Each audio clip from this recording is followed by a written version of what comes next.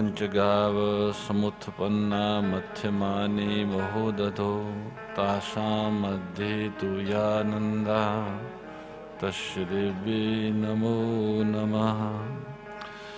प्रपन्न पारिजाताय तोत्र वेत्रेक पाणी ज्ञान मुद्राय कृष्णाय गीतामृतवे नमः। श्री राम जय जय राम।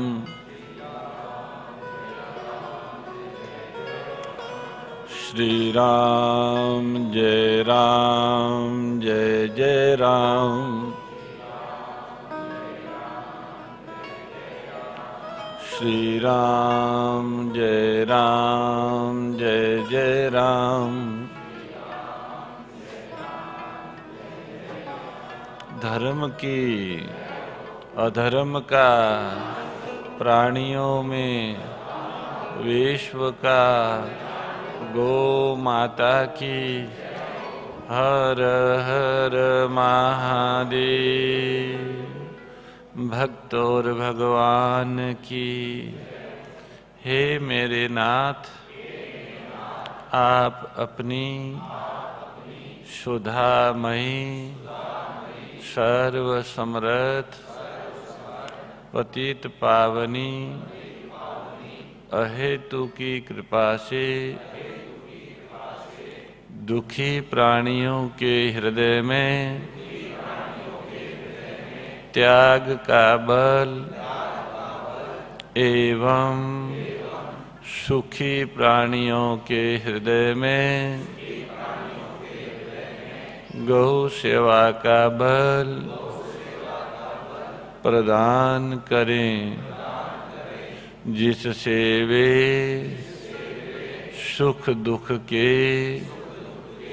बंधन से मुक्त हो आपके पवित्र प्रेम का आस्वादन कर कृतकृत्य हो जाएं। हरि शरणम हरि शरणम हरि शरणम हरि शरणम हरि।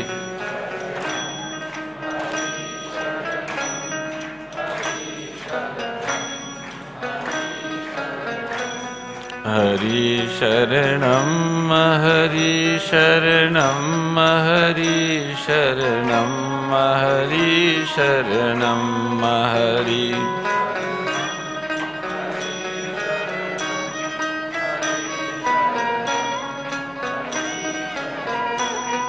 हरि शरणम हरि शरणम हरि शरणम हरि शरणम हरि।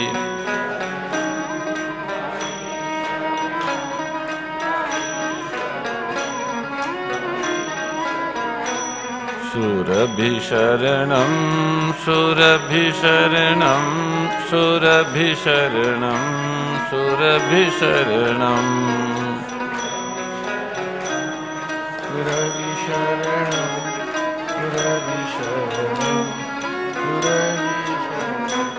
सुरभि शरणम सुरभि शरणम सुरभि शरणम सुरभि शरणम सुरभि शरणम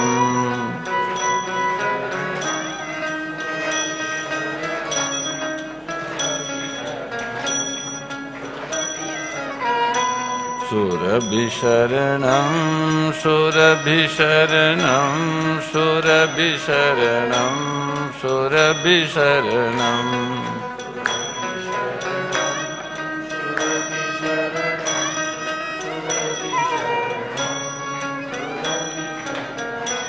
हरि शरणम हरि शरणम हरि शरणम हरि शरणम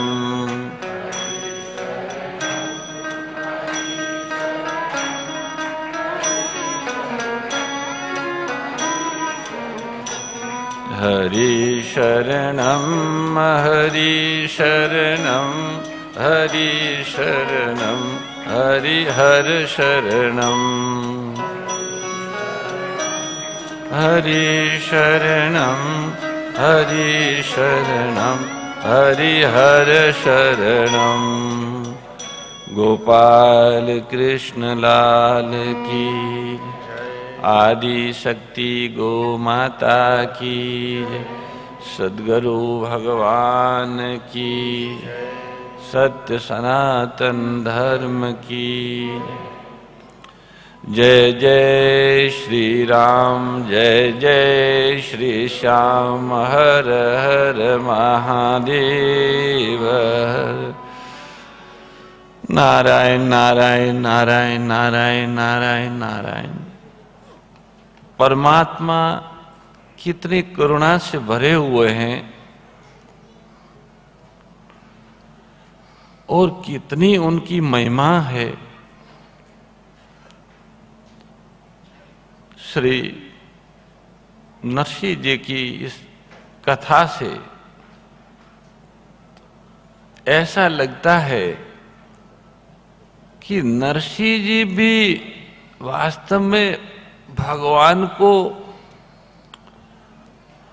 कुछ अपेक्षा रख के नहीं चाहते, वो तो भगवान उनको अच्छे लगते इसलिए चाहते हैं। और जब वो भगवान से भगवान के अतिरिक्त कुछ नहीं चाहते हैं तो भगवान उनको सब कुछ दे देते हैं, अपने को नौकर बना देते हैं। और ये कोई 5000 10,000 वर्ष पुरानी बात नहीं है, ये 400-500 वर्ष की बात है। ऐतिहासिक घटना है कि किस तरह से भगवान ने उस व्यक्ति के लिए जो केवल भगवान को ही चाहता था, उसके लिए उन्होंने, अब भगवान का अर्थ क्या है समझे हम और आप, हम तो आस्तिक हैं सभी, जो एक हो, अद्वितीय हो, सर्वसमर्थ हो, सब जगह हो, सर्वव्यापक हो, सब में हो और सबके हो, उन्हीं को हमारे संत शास्त्र और सद्गुरु भगवान कहते हैं।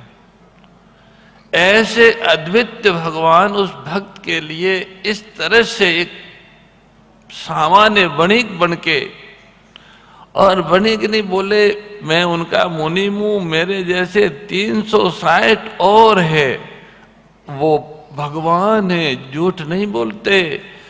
360 जो दिन है वो सब इनके सेवक है भक्त के, वो कह रहे हैं।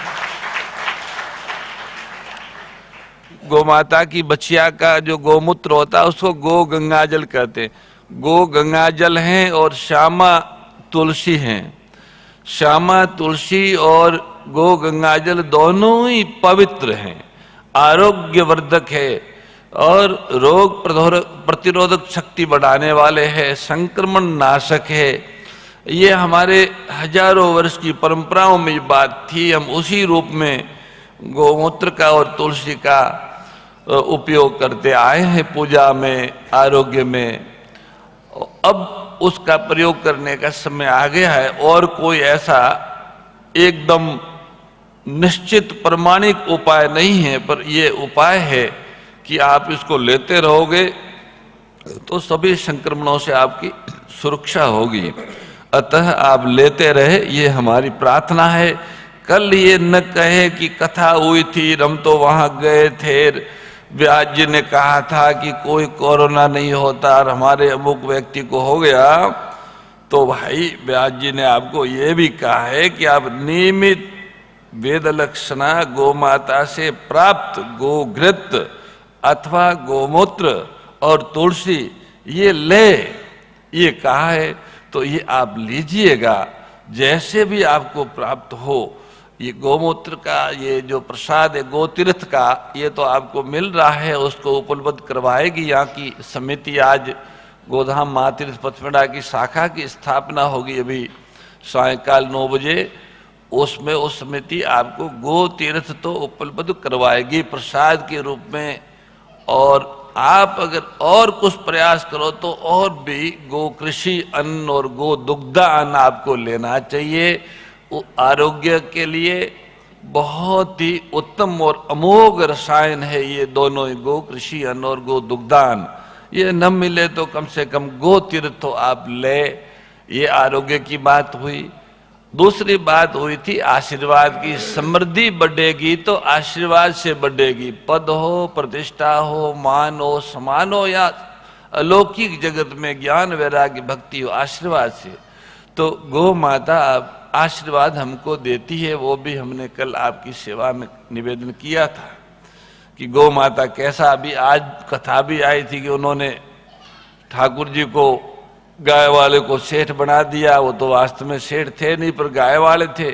तो गाय वास्तव में हमारे यहाँ पे वैश्य, कृषि, गोरक्ष, वाणिज्यम, वैश्य कर्म, ये तीनों वैश्य के स्वाभाविक कर्म बताए हैं। और इनका विधिवत पालन करने से वैश्य को भगवत प्राप्ति, तत्व ज्ञान, मुक्ति, सच्चिदानंद घनमय जीवन की अनुभूति हो जाती। ऐसा श्रीमद् भगवत गीता में और भारतीय परंपराओं में ये प्रमाण है कि कर्म योग से हजारों लोगों ने भगवत प्राप्ति की है। उस कर्म योग में ये वैश्य के लिए गो माता, बीच में इधर कृषि, गोरक्ष, वाणिज्य, इधर खेती, और बीच में गाय, फिर व्यापार, ये तीनों संयुक्त रूप से रहेंगे तो ये महान समृद्धि के कारक बनेंगे, अक्षय समृद्धि के कारक बनेंगे।